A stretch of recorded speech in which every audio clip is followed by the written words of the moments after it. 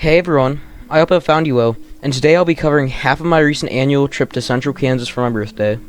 We would head to Emporia to drop me off with my grandma, and would unfortunately see nothing while passing over the Transcon at Lebo. After eating, me and my grandma would head down to the yard, which is where we'd be met by a grain train with two Gevos blocking the view of almost everything besides the yard power, which was 1737 and another random SD40-2. After moving to the opposite side of the yard power would start to switch around cars.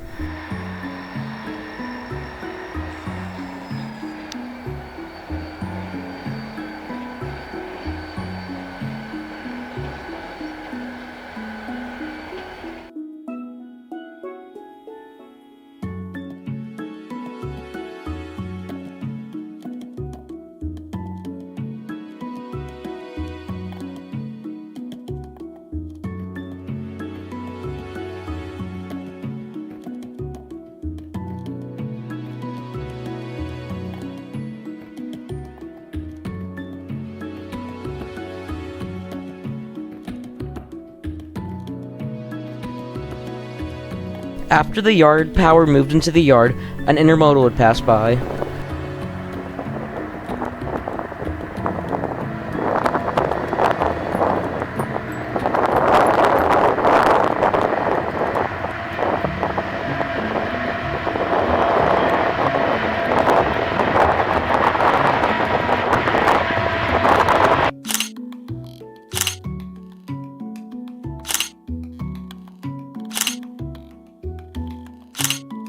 Right after the intermodal had cleared, the grain train would depart, and the yard power would start moving around again.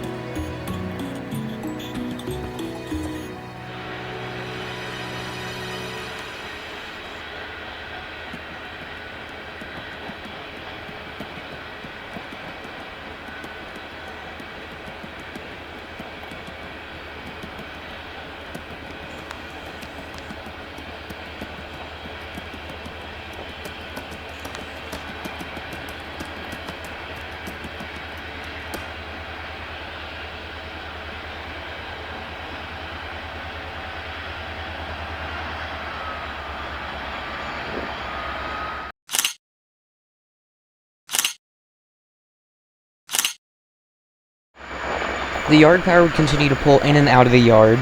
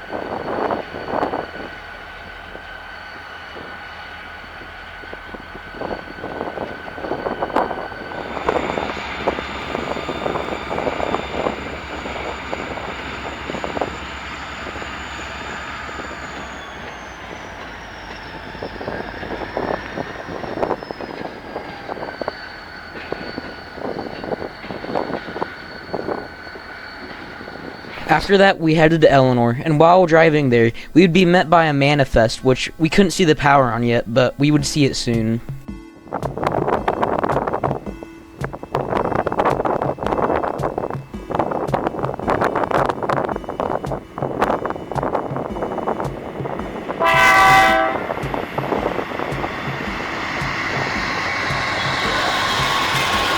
it had a nice surprise leading with that being an H3-9. And the trains wouldn't stop from there.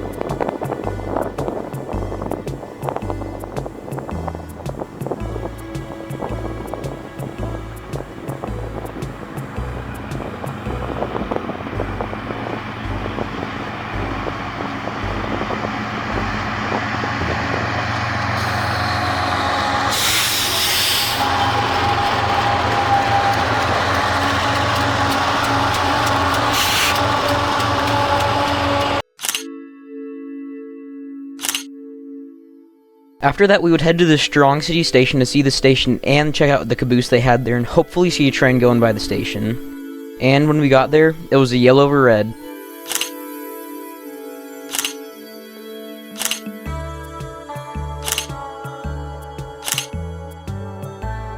After checking out the caboose, we would head to the opposite side of the tracks and notice that the signal was now a green over red.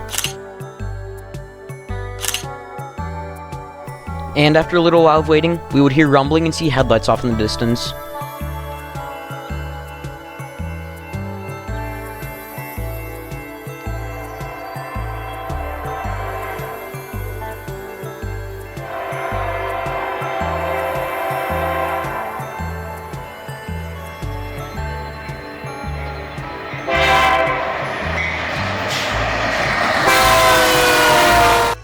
And it had yet another H3-9 on it. And after that, we headed home, and when I got home, I received my birthday present from my grandma, which was a camcorder that I had picked out. The next morning, I woke up to news that UP 1988, the Katy, had came into Wichita on a train overnight. And I would not miss this opportunity to see it, and thankfully, we were going to Wichita that day, so on the way to the museum, we would stop by the Union Pacific Yard, where we'd see the back end of it. And while driving to the museum, I would notice this train on the way out of the UP Yard, which I definitely would not see later. And right after getting to the museum, that train would jump scare me out of nowhere.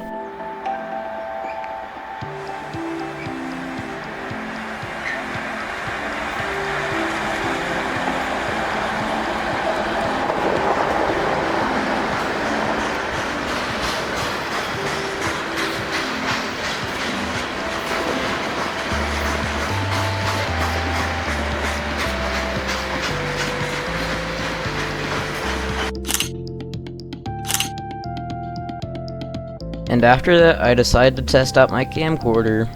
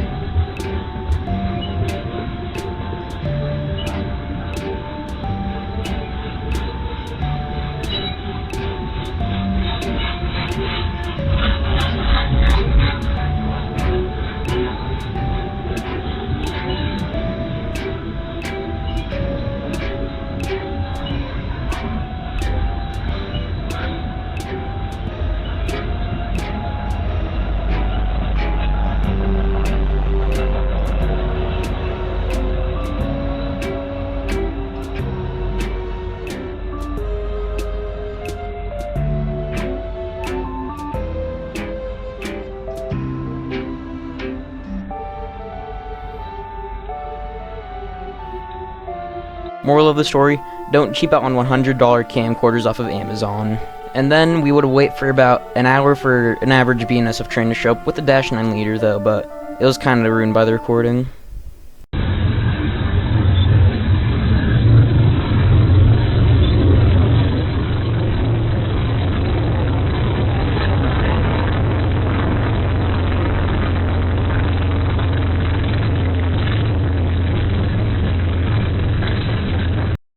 At least I got some pictures out of it. After that, we would leave and head to the BNSF yard before going to eat.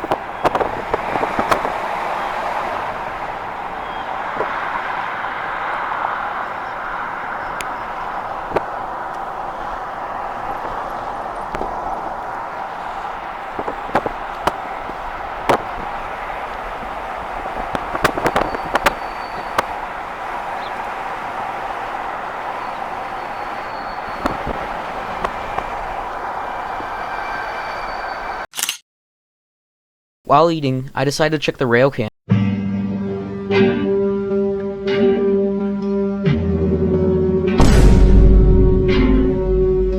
I had not only missed an H1-9, but an H2 SD70 Mac too. After that, I decided I would try my luck at the hump again, and after arriving and waiting 2 hours, absolutely nothing came by, so we went to Newton and on the way passed by the yard at Wichita. After arriving at Newton, the only thing of interest was 1935, and after that, we went home for the day. The next morning, I would wake up early to catch the Southwest Chief come through Newton, with Amtrak 164 leading. And after arriving, it wouldn't take long for it to make an appearance.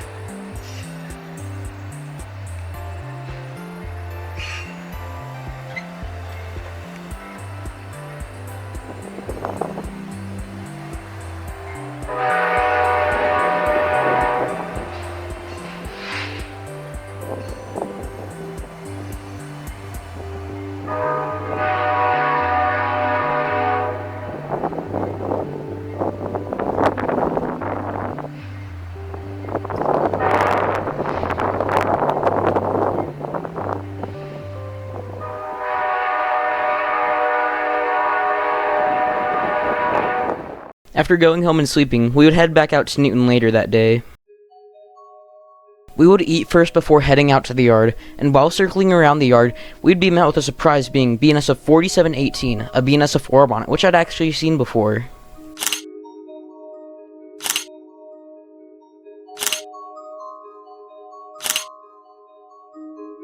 After arriving at the railway park, we'd be met by 1935 and some light power headed to Sand Creek.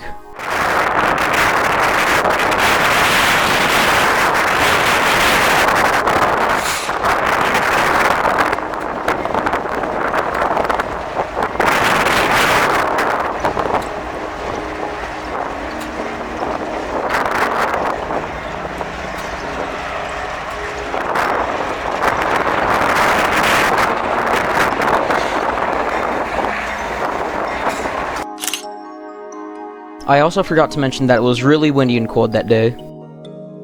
And after a little bit of waiting, a grain train would pass by.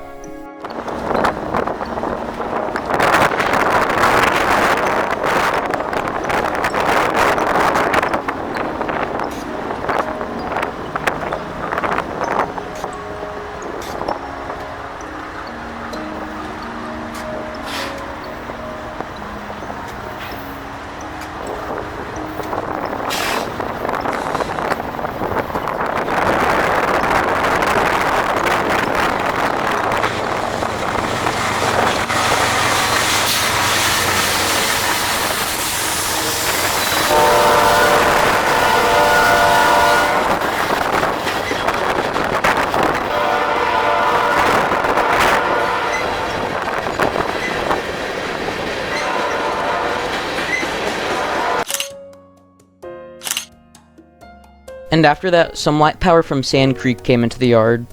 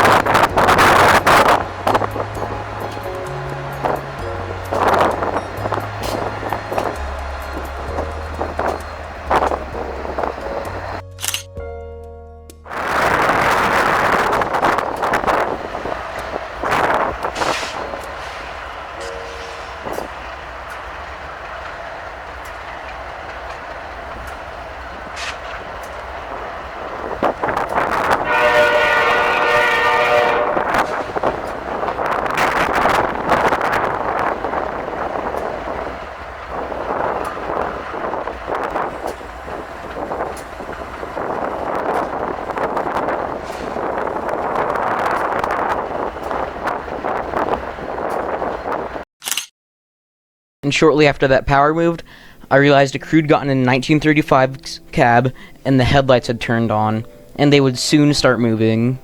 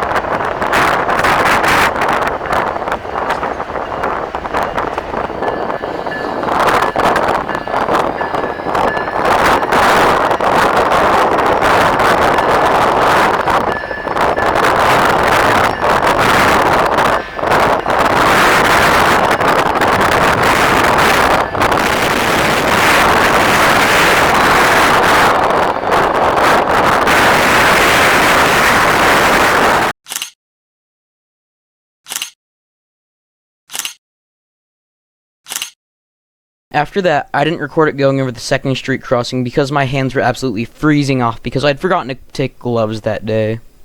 Then I realized it would probably be a good thing to get a recording of 1935's horn, since who knew if I'd never see it moving again.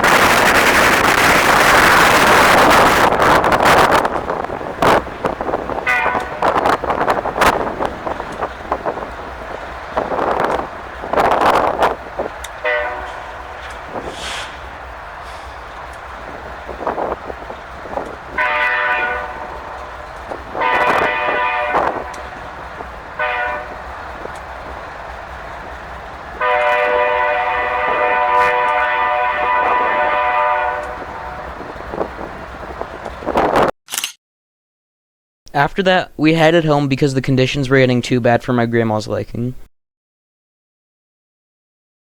The next day, we had no plans of going out and doing anything, but fortunately, while passing over the K&O Newton subdivision while running errands, I noticed headlights. So we went to go look at it, and it was the normal SD40M-2s on the job, but there were cars parked next to it and it looked like something was wrong with it. So we went further up the line and waited for a little bit, and eventually they started moving.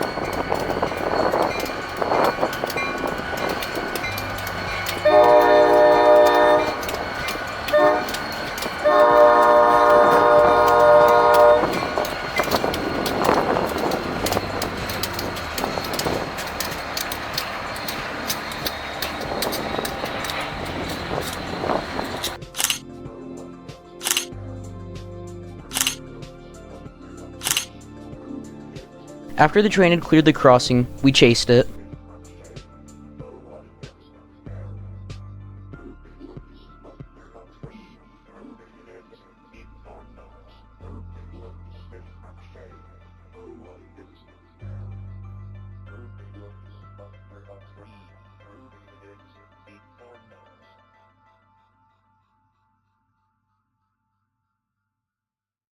We would soon beat it to a crossing.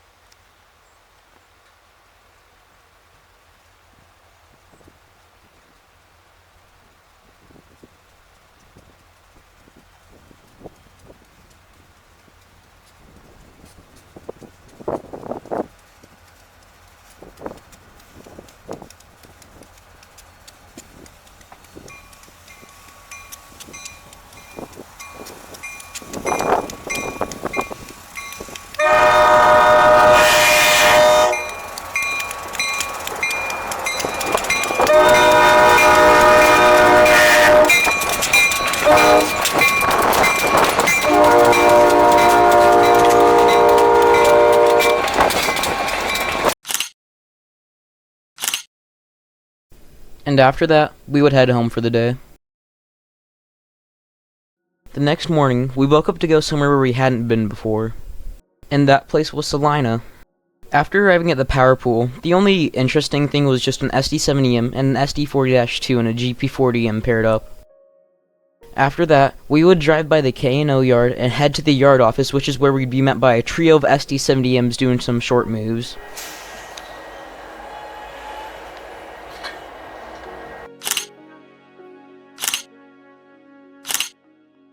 After that, we would head down to the grain elevator to try and get pictures of the two switchers they have there.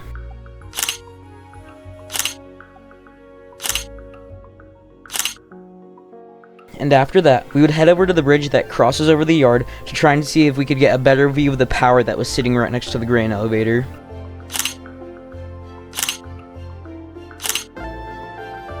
And after a few minutes of standing there, I realized that the switcher was switching around some cars.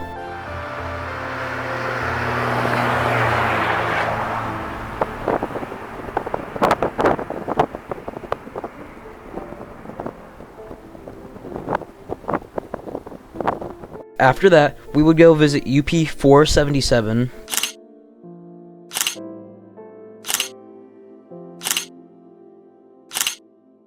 And after wandering around 477, we would leave to go visit McPherson for the first time in a while.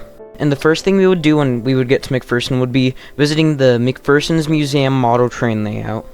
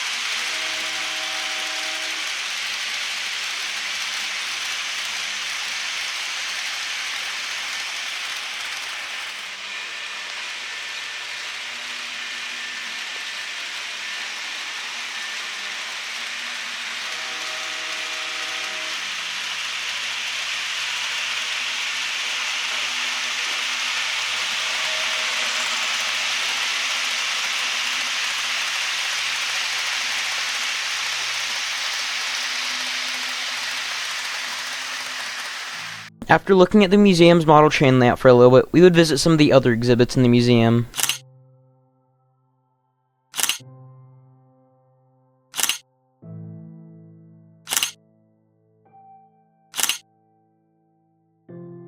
After leaving the museum, we would head to the K&O yard, which is where we'd be met by a couple of jeeps. After that, we started wandering around town, and we would get jump scared by the same SD40M-2 duo as yesterday. But we wouldn't be able to beat it to any crossings in time.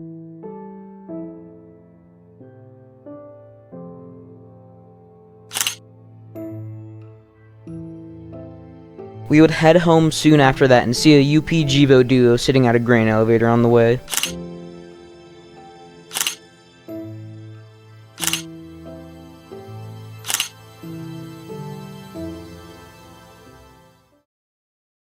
Thank you guys for watching. I hope you have a good day, evening, or night.